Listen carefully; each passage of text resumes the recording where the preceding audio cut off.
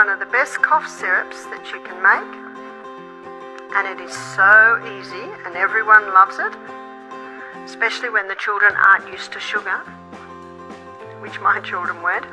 I've put a layer of chopped onion in a jar, and now I'm going to put approximately a teaspoon of honey. This must be good honey, it's very thick. And you know, the best honey is thick honey. So that's about a teaspoon of honey. Now another layer of onion.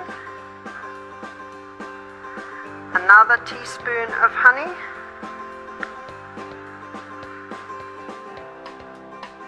Needs 2 hands.